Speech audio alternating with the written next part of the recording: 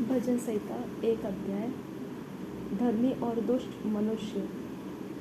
क्या ही धन्य है वह पुरुष जो दुष्टों की युक्ति पर नहीं चलता और न पापियों के मार्ग में खड़ा होता और न ठट्ठा करने वालों की मंडली में बैठता है, परंतु वह तो यहोवा की व्यवस्था से प्रसन्न रहता और उसकी व्यवस्था पर रात दिन ध्यान करता रहता है। वह उस वृक्ष के समान है जो बहती नालियों के किनारे लगाया गया है और अपनी ऋतु में फलता है और जिसके पत्ते कभी मुरझाते नहीं। इसलिए जो कुछ वह पुरुष करे वह सफल होता है। दुष्ट लोग ऐसे नहीं होते, वे उस भूसी के समान होते हैं जो पवन से उड़ाई जाती है।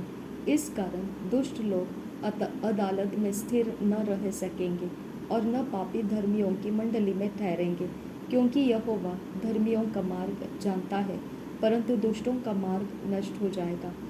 परमेश्वर का अभिषिक्त राजा। जाति जाति के लोग क्यों हुल्लड़ मचाते हैं और देश देश के लोग व्यर्थ बातें क्यों सोच रहे हैं। यहोवा और उसके अभिषिक्त के विरोध पृथ्वी के राजा मिलकर और हकीम आपस में सम्मति करके कहते हैं, आओ हम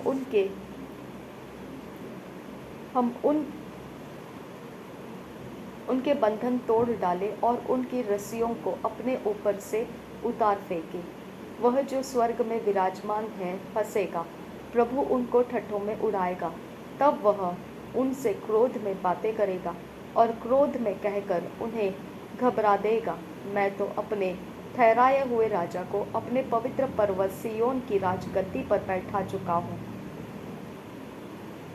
मैं उस वचन का प्रचार करूँगा जो यहोवा ने मुझसे कहा, तू मेरा पुत्र है, आज तू मुझसे उत्पन्न हुआ। मुझसे मांग और मैं जाति जाति के लोगों को तेरी संपत्ति होने के लिए और दूर दूर के देशों को तेरी निज भूमि बनने के लिए दे दूंगा। तू उन्हें लोहे के डंडे से टुकड़े टुकड़े करेगा, तू कुम्हार के बर्तन के समान उन्हें चकनाचूर कर डालेगा। इसलिए अब हे राजाओं, बुद्धिमान बनो, हे पृथ्वी के न्यायियों, यह उपदेश ग्रहण करो। डरते हुए यहोवा की उपासना करो और कांपते हुए मगन हो। पुत्र को चूमो, ऐसा न हो कि वह क्रोध करे और तुम मार्ग ही में नष्ट हो जाओ, क्योंकि क्षण भर में उसका क्रोध भड़कने को है। धन्य है वे जिनका भरोसा उस पर है। 3 अध्याय। सहायता के लिए प्रातःकालीन प्रार्थना। हे यहोवा, मेरे सताने वाले कितने बढ़ गए हैं, वे जो मेरे विरुद्ध उठते हैं बहुत है।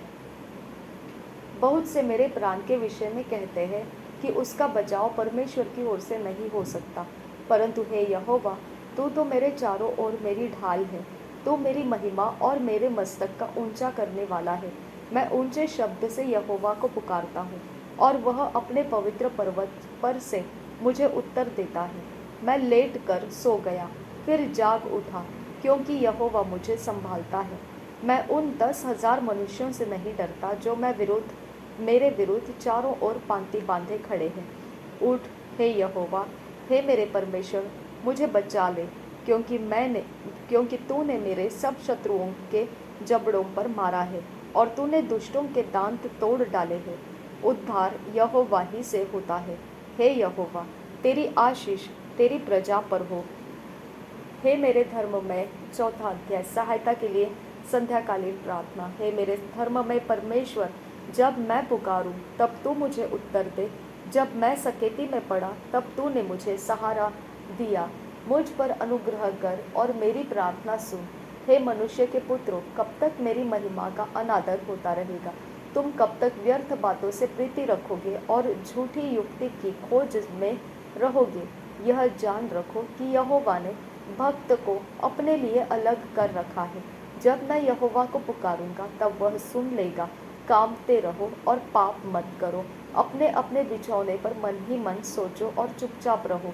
धर्म के बलिदान चढ़ाओ और यहोवा पर भरोसा रखो। बहुत से हैं जो कहते हैं, कौन हमको कुछ भलाई दिखाएगा? हे यहोवा, तू अपने मुख का प्रकाश हम पर चमका। तूने मेरे मन में उससे कहीं अधिक आनंद भर दिया है।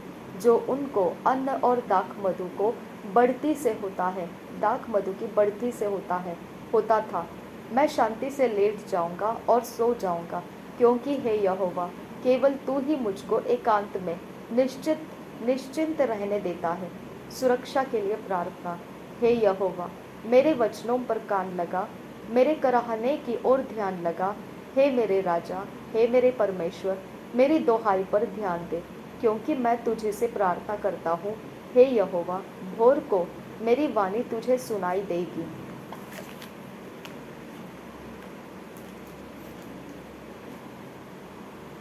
मैं भोर को प्रार्थना करके तेरी बाट जोहूंगा, क्योंकि तू ऐसा ईश्वर नहीं जो दुष्टता से प्रसन्न हो। बुराई तेरे साथ नहीं रह सकती, घमंडी तेरे सम्मुख खड़े होने न पाएंगे। तुझे सब अनर्थकारियों से घृणा है, तो उनको जो झूठ बोलते हैं नष्ट करेगा। यहोवा तो हत्यार और छली मनुष्य से घृणा करता है, परंतु मैं तो तेरे ऊपर तेरे अपार करुणा के कारण तेरे भवन में आऊँगा। मैं तेरा भय मानकर तेरे पवित्र मंदिर की ओर दंडवत करूँगा। हे यहोवा, मेरे शत्रुओं के कारण अपने धर्म के मार्ग में मेरी अगुवाई कर। मेरे आगे आगे अपने सीधे मार्ग को दिखा, क्योंकि उनके मुंह में कोई सच्चाई नहीं, उनके मन में निरी दुष्टता है। उनका गला खुली हुई कब्र है, वे अपनी जीभ से चिकनी चुपड़ी बातें करते हैं। हे परमेश्वर, तू उनको दोषी ठहरा, वे अपनी ही युक्ति से आप ही गिर जाए। उनको उनके अपराधों की अधिकाई के कारण निकाल बाहर कर, क्योंकि उन्होंने तुझसे बलवा किया है। परंतु जितने तुझ पर भरोसा रखते हैं वे सब आनंद करें, वे सर्वदा ऊंचे स्वर से गाते रहे, क्योंकि तू उनकी रक्षा करता है। और जो तेरे नाम के प्रेमी है तुझ में प्रफुल्लित हो, क्योंकि तू धर्मी को आशीष देगा। हे यहोवा, तू उसको अपने अनुग्रह रूपी ढाल से घेरे रहेगा। संकट के समय दया की प्रार्थना। हे यहोवा, तू मुझे अपने क्रोध में न डांट और न झुंझुलाहट में मुझे ताड़ना दे।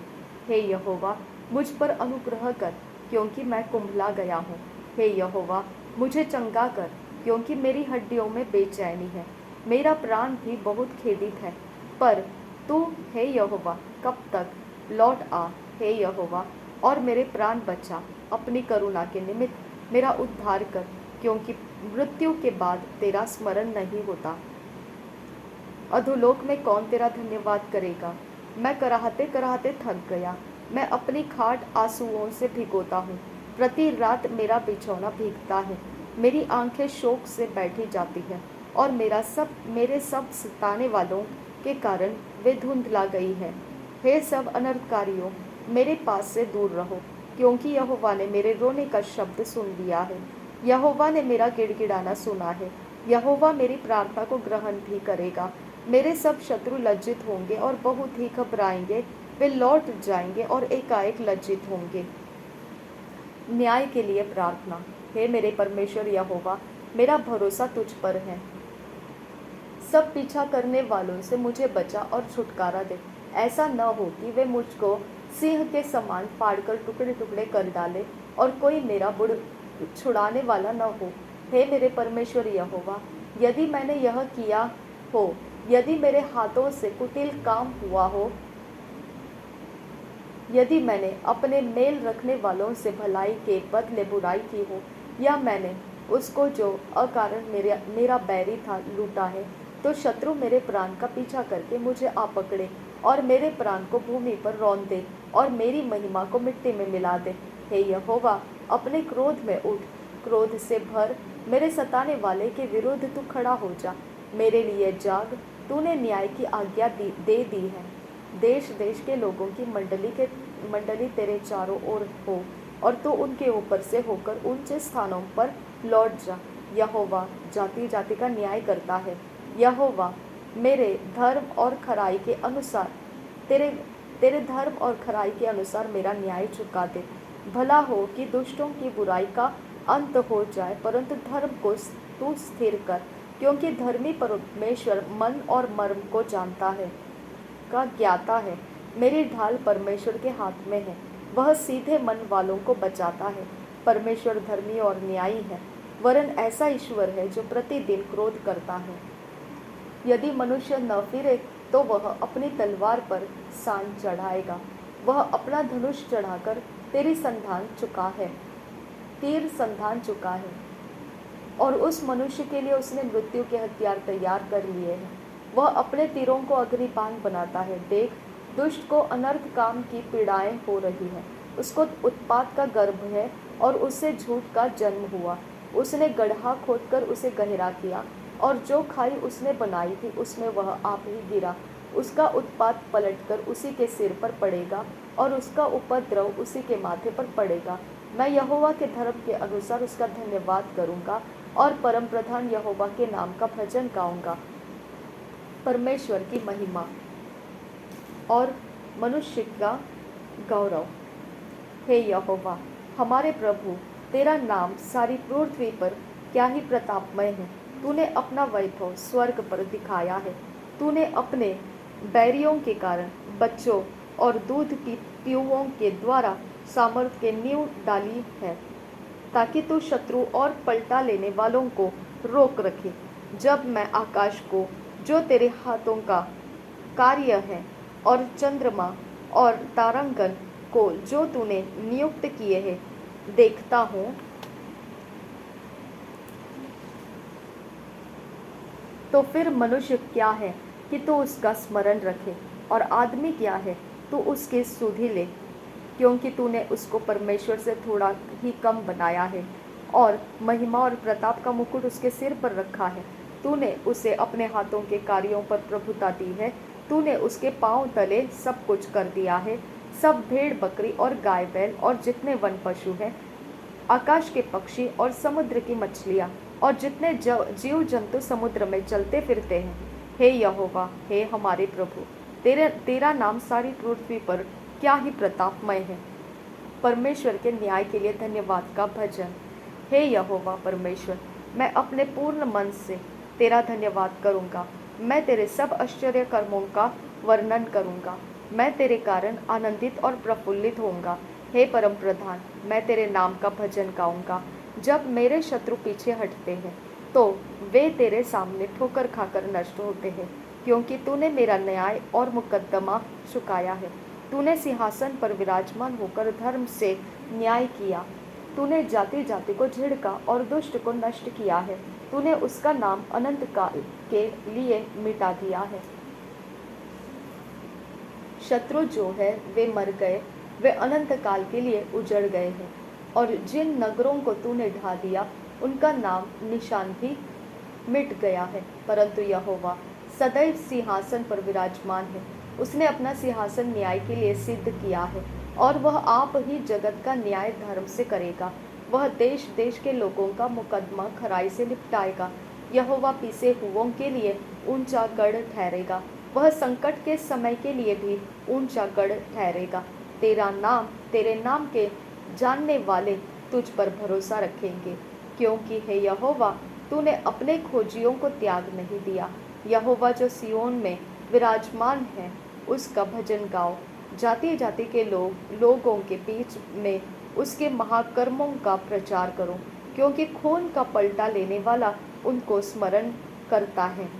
वह दीन लोगों की दोहाई को नहीं भूलता। हे यहोवा, मुझ पर अनुग्रह कर। तू जो मुझे मृत्यु के फाटकों के पास से उठाता है, मेरे दुख को देख जो मेरे बैरी मुझे दे रहे हैं, ताकि मैं सियोन के फाटकों के पास तेरे सब गुणों का वर्णन करूं और तेरे किए हुए उद्धार से मगन होऊं। अन्य जाति वालों ने जो गड्ढा खोदा था, उसी में वे आप गिर पड़े। जो जाल उन्होंने लगाया था, उसमें उन्हीं का पाँव फंस गया। यहोवा ने अपने को प्रकट किया, उसने न्याय किया है। दुष्ट अपने किए हुए कामों में फंस जाता है। दुष्ट अधोलोक में लौट जाएंगे, तथा वे सब जातियां भी जो परमेश्वर को भूल जाती है, क्योंकि दरिद्र लोग अनंत काल तक बिसरे हुए न रहेंगे, और न तो नम्र लोगों की आशा सर्वदा के लिए नष्ट होगी। उठ हे परमेश्वर, मनुष्य प्रबल न होने पाए। जातियों का न्याय तेरे सम्मुख किया जाए। हे परमेश्वर, उनको भय दिला। जातियां अपने को मनुष्य मात्र ही जाने। न्याय के लिए प्रार्थना 10 अध्याय। हे यहोवा, तू क्यों दूर खड़ा रहता है? संकट के समय में क्यों छिपा रहता है? दुष्टों के अहंकार के कारण दीन मनुष्य खदेड़े जाते हैं।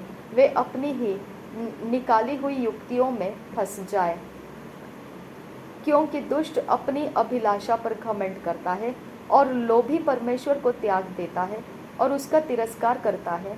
दुष्ट अपने अभिमान के कारण कहता है कि वह लेखा नहीं लेने का।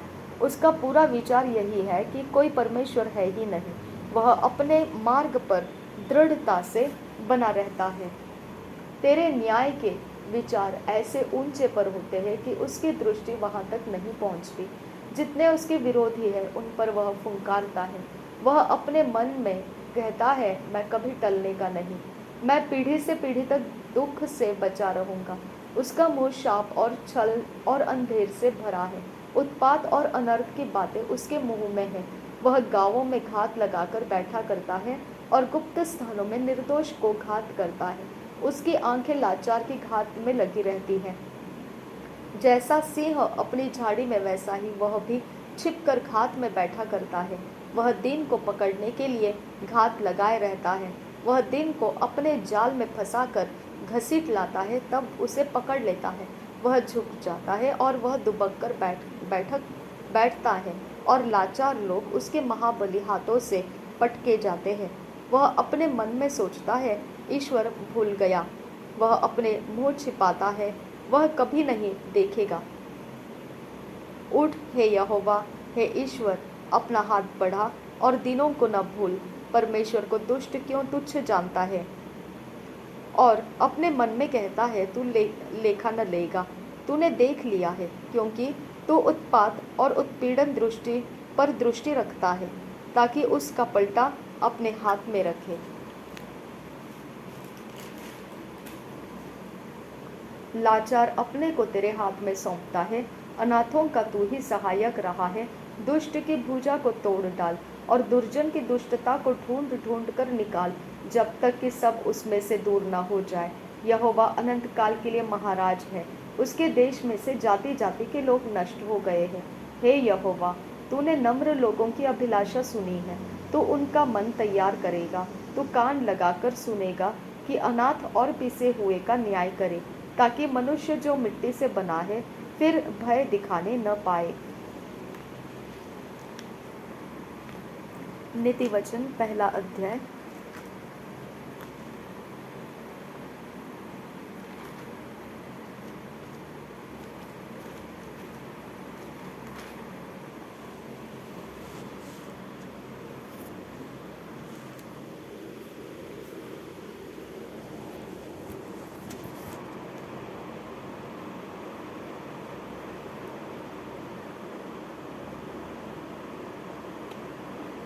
नीति वचन एक्चुअली आज 23 तारीख है, तो हमने 23 अध्याय पढ़ना है। नीति वचन 23 अध्याय।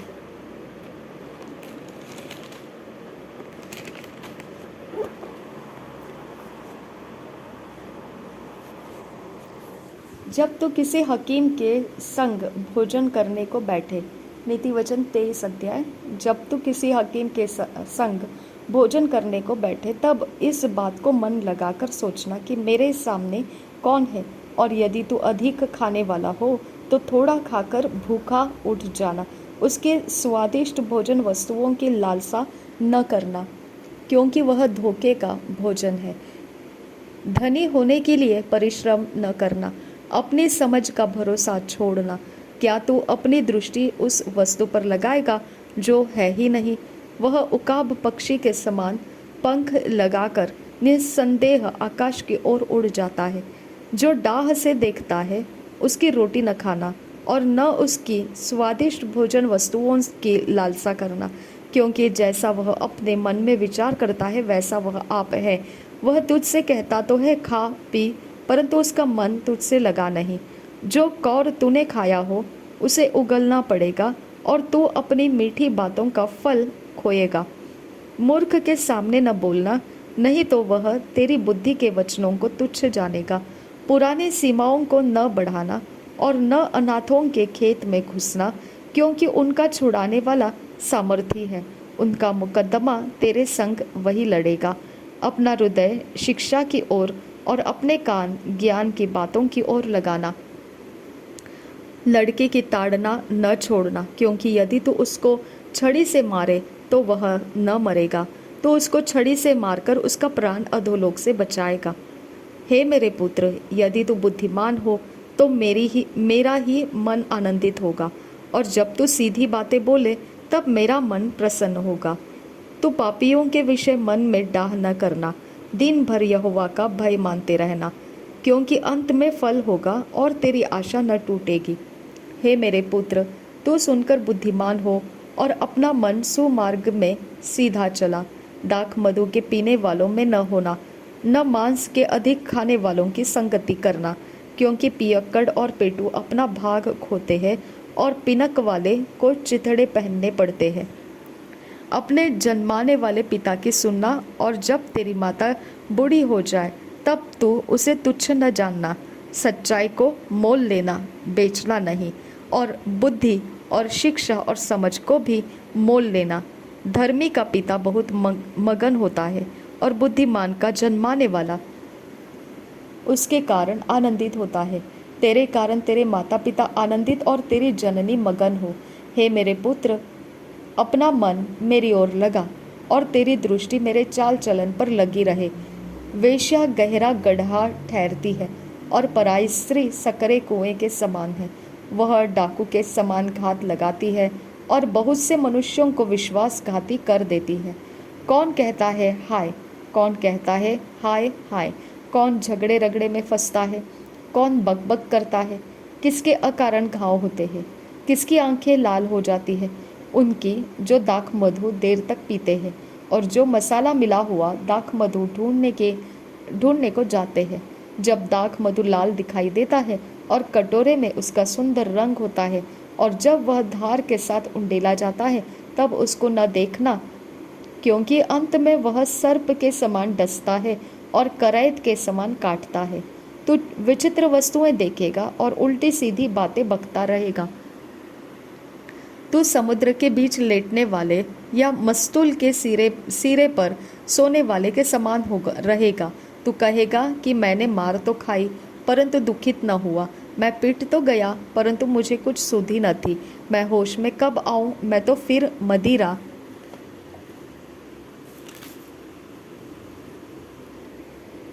ढूंढूंगा। Thank you Jesus. हम पढ़ेंगे मत्ती रचित सुसमाचार, पहला अध्याय। मत्ती रचित सुसमाचार, पहला अध्याय।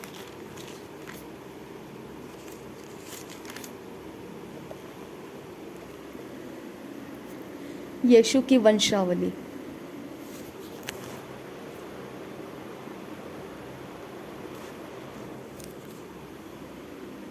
अब्राहम की संतान, दाऊद की संतान, यीशु मसीह की वंशावली।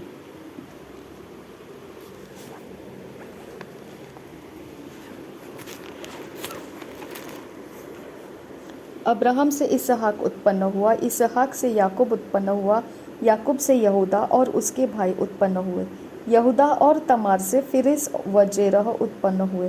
फिरिस से हिजरोन उत्पन्न हुआ और हिजरोन से एराम उत्पन्न हुआ।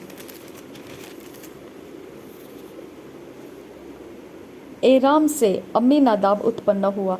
अम्मीनादाब से नहशोन और नहशोन से सलमोन उत्पन्न हुआ। सलमोन और रहाब से बोअज उत्पन्न हुआ। बोअज और रूत से ओबेद उत्पन्न हुआ और ओबेद से यशै उत्पन्न हुआ और यशै से दाऊद राजा उत्पन्न हुआ और दाऊद से सुलैमान उस स्त्री से उत्पन्न हुआ जो पहले उरिया की पत्नी थी। सुलैमान से रहबाम उत्पन्न हुआ, रहबाम से अबिया उत्पन्न हुआ और अबिया से आसा उत्पन्न हुआ। आसा से यहोशफात उत्पन्न हुआ, यहोशफात से योराम उत्पन्न हुआ और योराम से उज्जिया उत्पन्न हुआ। उज्जिया से योताम उत्पन्न हुआ, योताम से आहाज उत्पन्न हुआ और आहाज से हिजकिया उत्पन्न हुआ।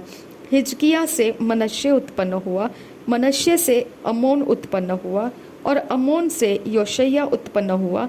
और बंदी होकर बेबीलोन जाने के समय में योशिय्याह से यकुन्याह और उसके भाई उत्पन्न हुए। बंदी होकर बेबीलोन पहुंचाए जाने के बाद यकुन्या से शल्तियल उत्पन्न हुआ और शल्तियल से जरुब्बाबिल उत्पन्न हुआ। जरुब्बाबिल से अबीहूद उत्पन्न हुआ। अबीहूद से इल्याकीम उत्पन्न हुआ और इल्याकीम से अजोर उत्पन्न हुआ। अजोर से सदोक उत्पन्न हुआ। सदोक से अखीम उत्पन्न हुआ और अखीम से अलीहूद उत्पन्न हुआ। अलीहूद से इलियाजार उत्पन्न हुआ। इलियाजार से मत्तान उत्पन्न हुआ और मत्तान से याकूब उत्पन्न हुआ।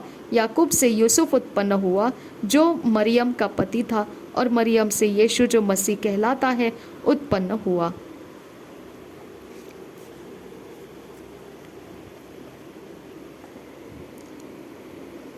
इस प्रकार अब्राहम से दाऊद तक 14 पीढ़ी हुई और दाऊद से बेबीलोन को बंदी होकर पहुंचाए जाने तक 14 पीढ़ी और बंदी होकर बेबीलोन को पहुंचाए जाने के समय से मसीह तक 14 पीढ़ी हुई। यीशु का जन्म। यीशु मसीह का जन्म इस प्रकार से हुआ कि जब उसकी माता मरियम की मंगनी यूसुफ के साथ हो गई तो उनके इकट्ठा होने से पहले ही वह पवित्र आत्मा की ओर से गर्भवती पाई गई। अतः उसके पति यूसुफ ने, जो धर्मी था और उसे बदनाम करना नहीं चाहता था, उसे चुपके से त्याग देने का विचार किया। जब वह इन बातों के सोच ही में था तो प्रभु का स्वर्गदूत उसे स्वप्न में दिखाई देकर कहने लगा, हे यूसुफ, दाऊद की संतान, तू अपनी पत्नी मरियम को अपने यहाँ ले आने से मत डर, क्योंकि जो उसके गर्भ में है वह पवित्र आत्मा की ओर से है।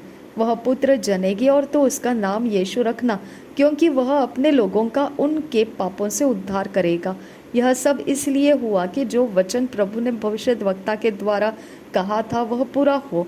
देखो, एक कुंवारी गर्भवती होगी और एक पुत्र जनेगी और उसका नाम इम्मानुएल रखा जाएगा, जिसका अर्थ है परमेश्वर हमारे साथ। तब यूसुफ नींद से जागकर प्रभु के दूत की आज्ञा के अनुसार अपनी पत्नी को अपने यहाँ ले आया और जब तक वह पुत्र न जनी तब तक वह उसके पास न गया और उसने उसका नाम यीशु रखा।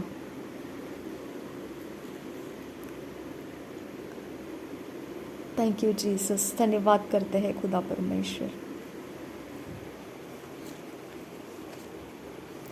प्रेरितों के काम पहला अध्याय पढ़ेंगे।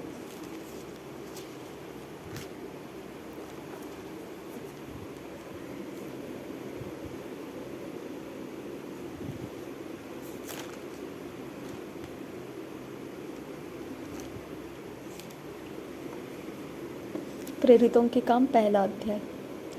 हे थियोफिलुस, मैंने पहली पुस्तक उन सब बातों के विषय में लिखी जो यीशु आरंभ से करता और सिखाता रहा, उस दिन तक जब तक वह उन प्रेरितों को जिन्हें उसने चुना था पवित्र आत्मा के द्वारा आज्ञा देकर ऊपर उठाया न गया। उसने दुख उठाने के बाद बहुत से पक्के प्रमाणों से अपने आप को उन्हें जीवित दिखाया और 40 दिन तक वह उन्हें दिखाई देता रहा और परमेश्वर के राज्य की बातें करता रहा और उनसे मिलकर उन्हें आज्ञा दी, यरूशलेम को न छोड़ो, परंतु पिता की उस प्रतिज्ञा के पूरे होने की बाट जोहते रहो, जिसकी चर्चा तुम मुझसे सुन चुके हो। क्योंकि यूहन्ना न तो पानी में बपतिस्मा दिया है, यूहन्ना ने तो पानी में बपतिस्मा दिया है, परंतु थोड़े दिनों के बाद तुम पवित्र आत्मा से बपतिस्मा पाओगे। यीशु का स्वर्गारोहण।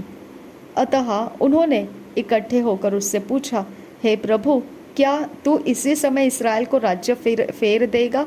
उसने उनसे कहा, उन समयों या कालों को जानना जिनको पिता ने अपने ही अधिकार में रखा है तुम्हारा काम नहीं, परंतु जब पवित्र आत्मा तुम पर आएगा तब तुम सामर्थ्य पाओगे और यरूशलेम और सारे यहूदिया और सामरिया में और पृथ्वी के छोर तक मेरे गवाह होंगे। यह कहकर वह उनके देखते देखते ऊपर उठा लिया गया और बादल ने उसे उनकी आंखों से छिपा लिया।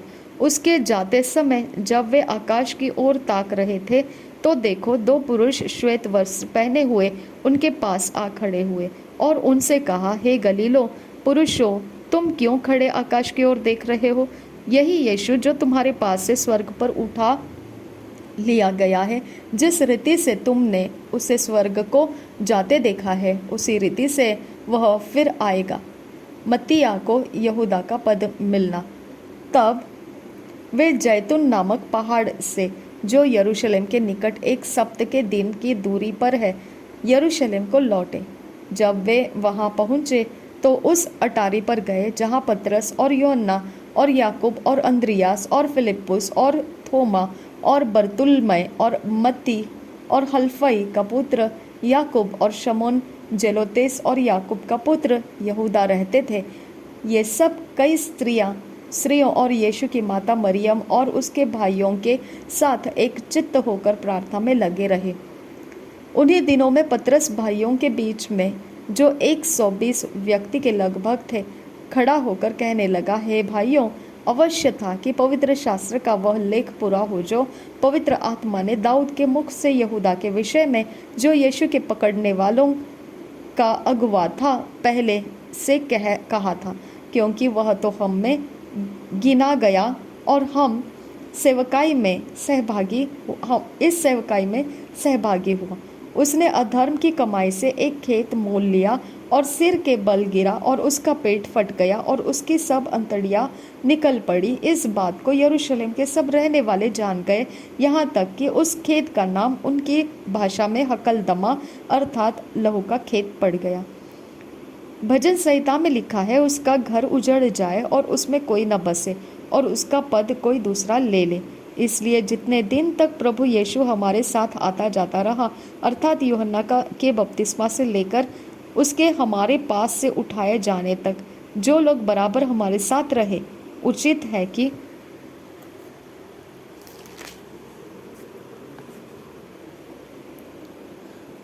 उनमें से एक व्यक्ति हमारे साथ उसके जी उठने की गवाह हो जाए। तब उन्होंने 2 को खड़ा किया, एक यूसुफ को जो बरसब्बा कहलाता है, जिसका उपनाम युस्तुस है, दूसरा मत्तिया को, और यह प्रार्थना की, हे प्रभु, तू जो सबके मन जानता है, यह प्रकट कर कि इन दोनों में से तूने किसको चुना है कि वह इस सेवकाई और प्रेरिताई का पद ले, जिसे यहूदा छोड़कर अपने स्थान को चला गया। तब उन्होंने उनके बारे में चिट्ठियाँ डाली और चिट्ठी मत्तिया के नाम पर निकली, अतः वह उन 11 प्रेरितों के साथ गिना गया। Thank you Jesus. धन्यवाद करते हैं पिता, ये वचन हमारे मन के अंदर तेरे रोशनी का काम करने दे और हमारा मन तेरे राज्य के काम के लिए खोल दिया जाए। नासरी यीशु के नाम में मांगते हैं, सुन और कबूल कर पिता। आमीन, आमीन, आमीन।